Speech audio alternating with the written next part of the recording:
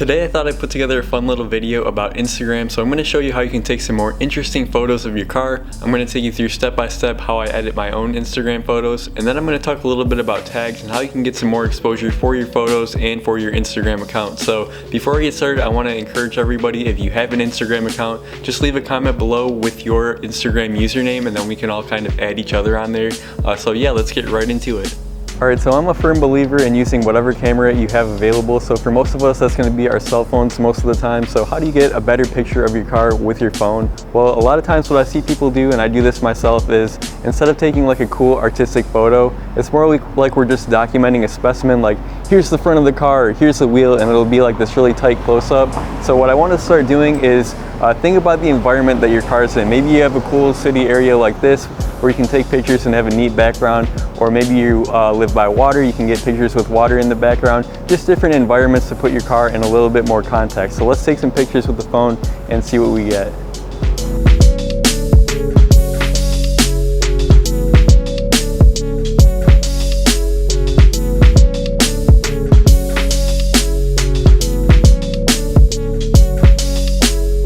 So the next thing that I want to talk about is the actual camera. So like I said before, if all you have is your phone, by all means use that, whatever you have available to you. But if you're really serious, you want to take it to the next level, you definitely want to use an actual camera. Now, you don't have to have a really fancy camera like this. Even just a really basic point and shoot camera is going to give you much better results than what you're going to get with an iPhone or any other smartphone. So the reason is, a camera like this is really designed for taking photos. The files have a lot more depth and a lot more information. That's going to be really important when you're editing the photos. We'll talk about that a little bit later.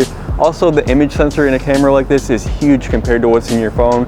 And also, you have a better optics with a lens like this compared to the microscopic lens that you're going to have on the back of a phone. So let's take some pictures with this camera and we'll see how we look.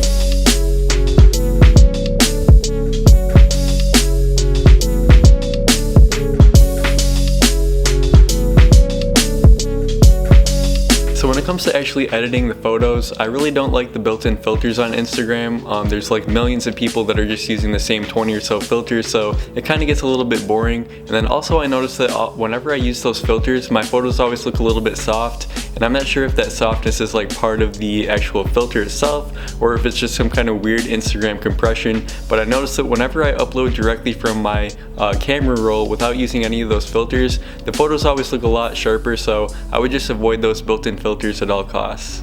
The app that I like to use to edit my photos instead of using those Instagram filters is called Adobe Lightroom. Now this gives you a lot more control in the post-production with the colors, the saturation and everything. So just one tip that I see a lot of people do when they first start editing photos is they have a tendency to just oversaturate everything and put way too much contrast. And personally, I'm not really into that look.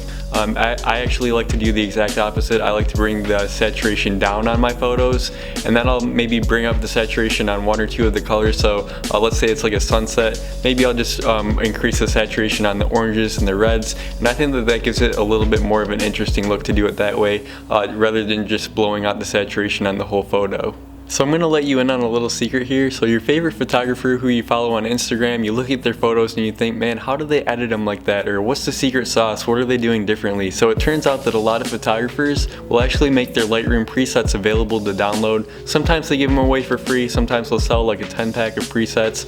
But anyway, that's a really good way that, you know, they've spent years kind of mastering the art of color correction. And now you can actually take their preset and apply it to your own photos, just like you would with an Instagram filter. So I'm going to leave a link below to a really good video by McKinnon, and he shows you step by step how to download these presets and how to install them on your Adobe Lightroom mobile app on your phone.